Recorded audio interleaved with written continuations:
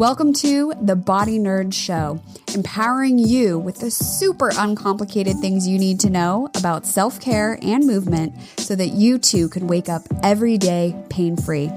I'm your host, Alexandra Ellis, and I'm a coach, writer, former yogi, kettlebell devotee, and 100% body nerd. So, are you ready?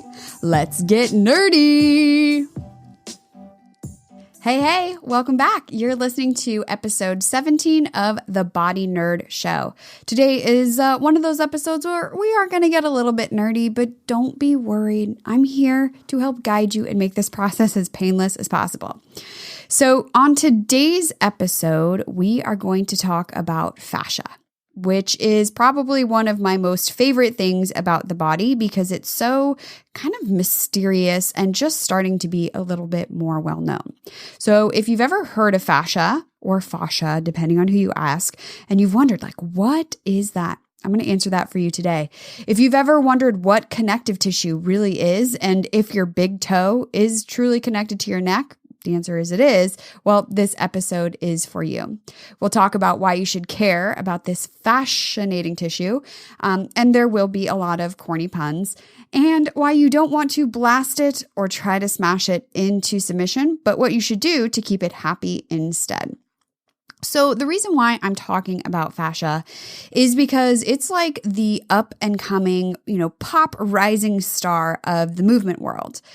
I think it was even just last year, an article came out about this brand new tissue discovered in your body. And all that the researcher was talking about was fascia. And the whole media was just blown away about this fascinating new tissue. And meanwhile, all of us who have been studying fascia were just like, that's cool. Check that out. Now it's on the mainstream news. So it's not that fascia is new, but our understanding of fascia is newer. There's actually a group that gets together every couple years called the Fascia Research Congress, where a bunch of body nerds get into a room and try to hash out how collectively as a global group of fascia nerds, we are going to talk about it. And I say we because I'm totally a fashionista. I told you there was going to be a lot of puns because when it comes to movement, you can't exclude your fascia. And when it comes to recovery, injury rehabilitation, all of those things, you can't exclude your fascia. So it's awesome that it's coming into the limelight so that we can finally talk about this structure that for the longest time was just thrown away. If you pull out any old anatomy book or really any anatomical drawing from the last, eternity, there's not a lot of discussion about fascia. One of my favorite anatomical books is Netter. And even in Netter, a majority of the fascia has been removed to expose the superstar, the muscles, which are cool and all, but they wouldn't even exist without fascia.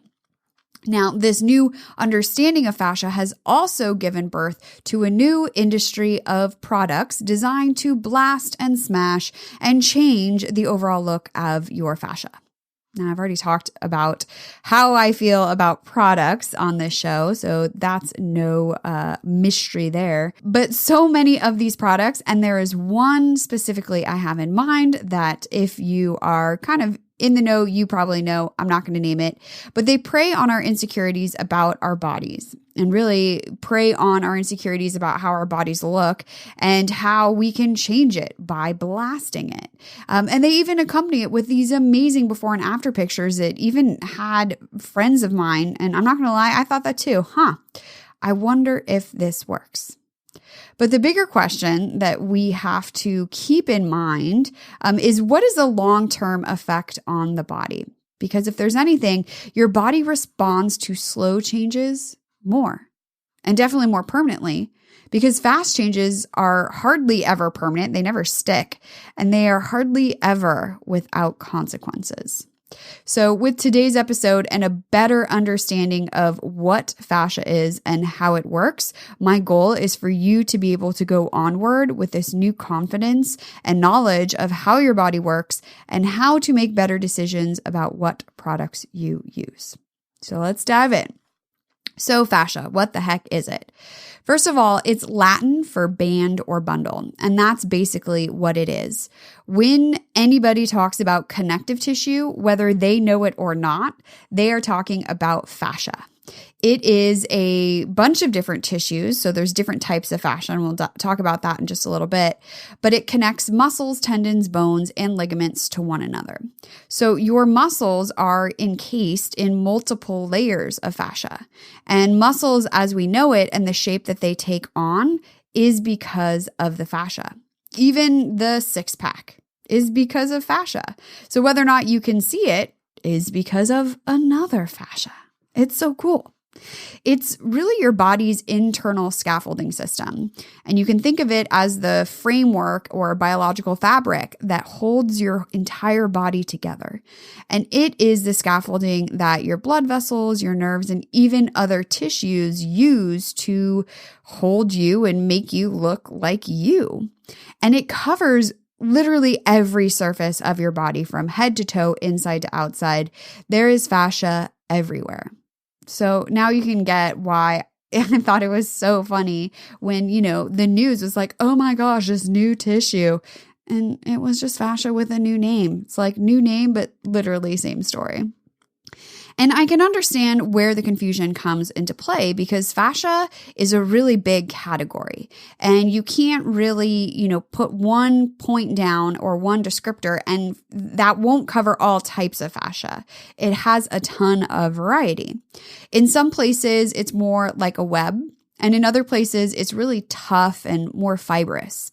But all in all, fascia is a connective tissue that connects and binds your body together.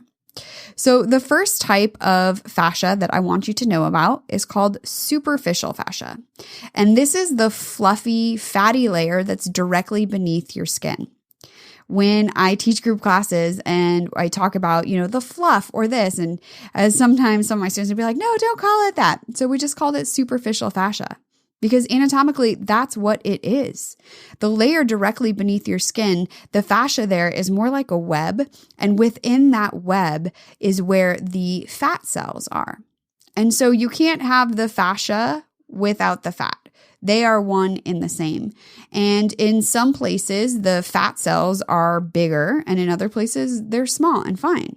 Right? Like the superficial fascia on your face is completely different from the superficial fascia on your butt. And I hope you're pinching these as you listen, because I'm definitely pinching my fascia to help me describe it better. So there's nothing wrong with the superficial fascia. It's beautiful, it's amazing, and you can't blast it into submission. You just can't. Now, another layer of fascia directly beneath that is called loose fascia. And I think part of the issue with fascia and why its PR has been so poor is because these names are really terrible. Like, who wants loose fascia, right? But we all have it, and it's what allows transition to happen. And so one thing you can do right now is if you grab a hold of the skin on your forearm and you try to slide it up and down, almost like you're trying to slide a glove off, that stopping point is because of the loose fascia. So without it, your skin would probably be in a heap down by your ankles, which would be just really, really, really odd. So loose fascia is also important.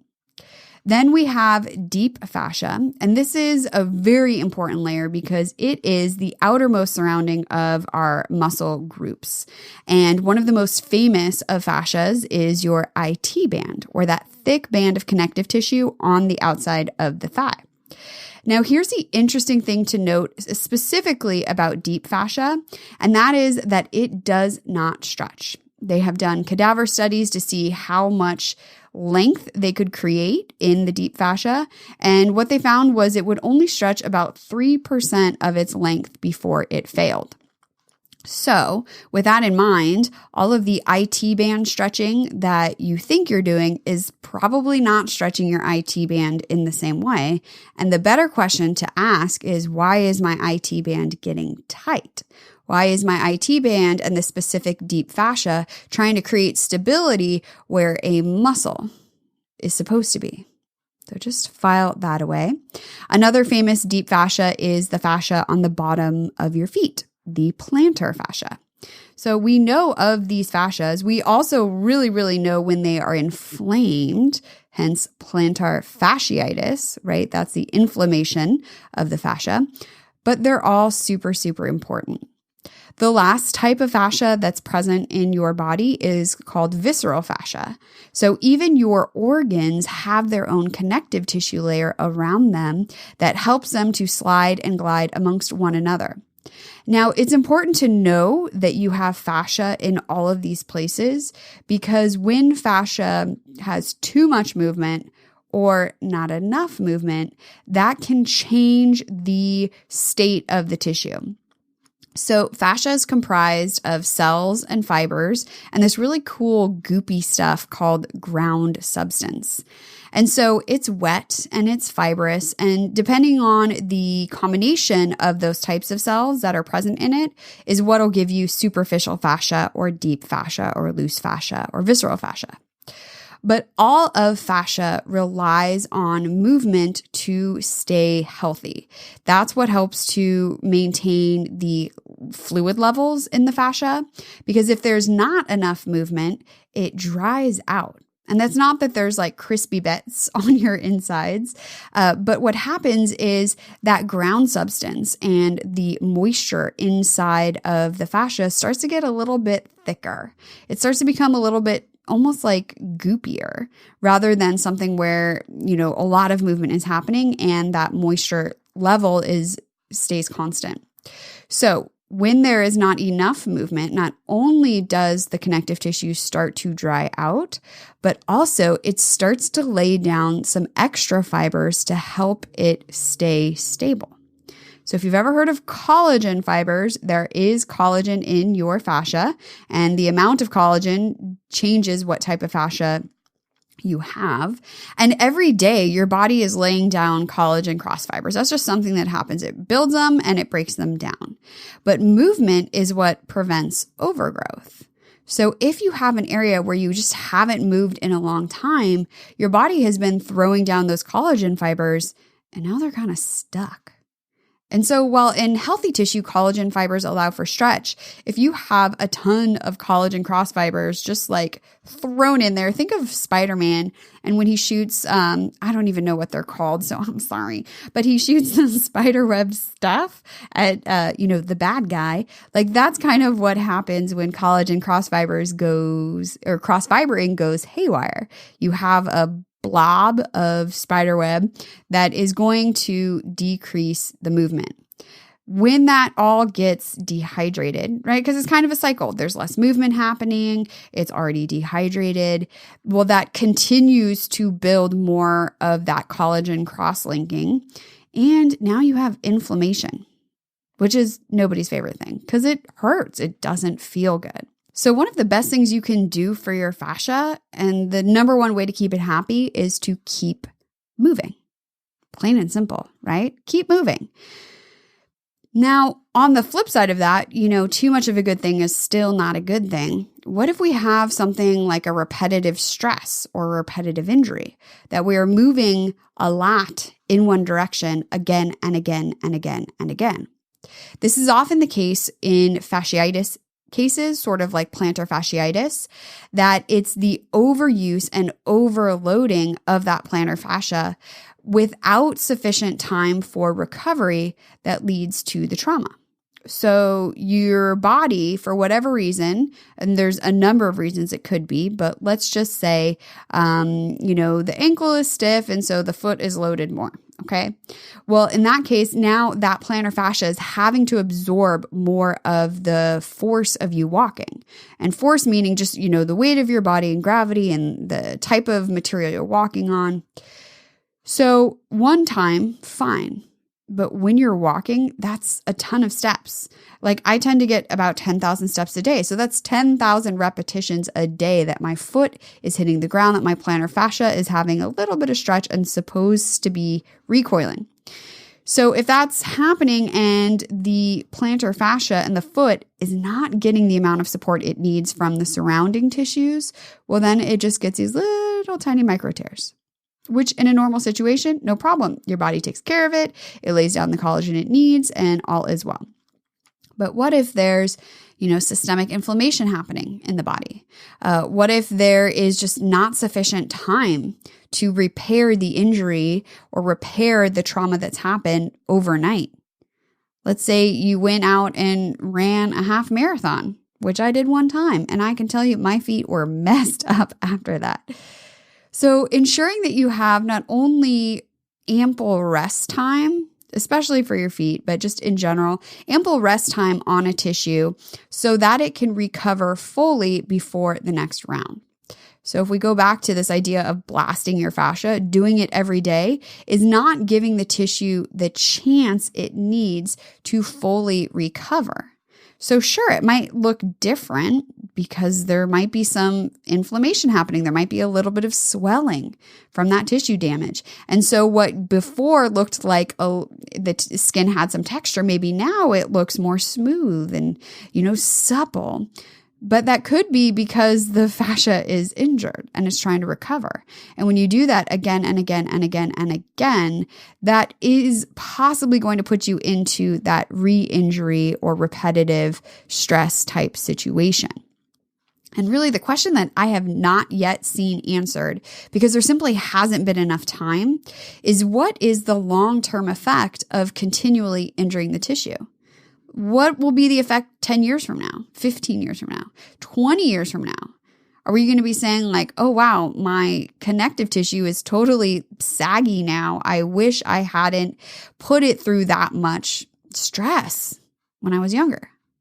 Who knows? Honestly, who knows? Because they haven't really done any research on that.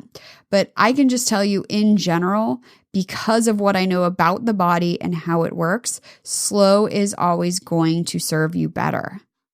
It just keeps everything happier. Nothing in your body happens quickly. I mean, even just take this is just what popped in my mind, but waxing, for example. We do hair removal quick, and what happens? There's red, there's inflammation. It's really not a fun thing. So the same goes for the rest of your body. Take it slow, be satisfied. You have to be satisfied with this slow and gradual change, knowing that that is what will keep the change permanent. Anything that happens quickly, there's going to be some consequences from it because that's just how your body works.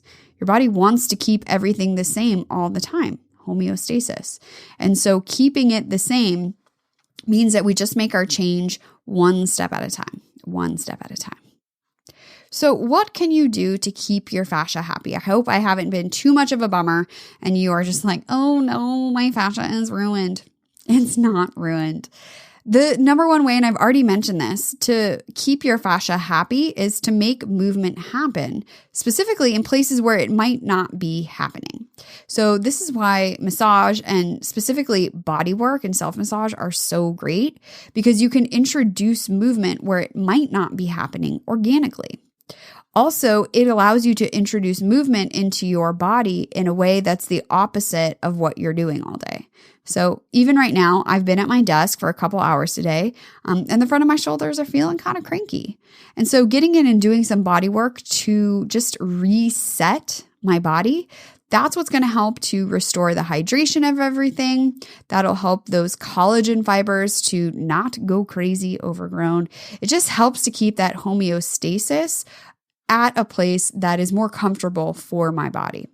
And so if your posture is super rounded, you're not going to be able to be standing up completely straight by tomorrow. But it's the consistent and gradual effort and showing up on a daily basis that will make the change the most and set you on the path to have a habit and daily practice where that is the norm. So hate to break it to you, there's no quick fix, but I think you knew that already. So another way to keep your fascia happy is to stay hydrated. I've been playing around just a couple of days now with adding chia seed to my water with the idea that the chia seed can absorb some more of the water so that it doesn't pass through my system as quickly. And I'm actually really liking what I'm finding. It's almost easier to get hydrated with just a tablespoon of chia seed into like 16 ounces of water. So if you have any super cool hydration hacks, send them my way and I'll be sure to share them on a future episode. Because I think we all could, have some more hydration hacks because sometimes drinking water, it gets boring. I know. So the next way to keep your fascia happy, which is kind of a tongue twister, surprisingly, but is to experience a ton of variability in your movement. Variety is the key to happy fascia. So making sure that you're not doing the same thing 5 days a week. So what else can you do? So for me, I do body work on pretty much a regular basis, but I don't roll the same place every single day. I'm always trying to roll something different. Now, walking for me is the one consistent thing, but your body was designed to walk, so that's totally fine. But if you're doing yoga 5 days a week or Pilates 5 days a week or CrossFit 5 days a week, whatever it is, what else can you do to bring variability into your movement? That really is the key to having a body that is strong and really more flexible, and to have tissues that are happy and healthy. Variability is key. I keep tripping over my words today, and this is going to be a fun episode to edit all of them out.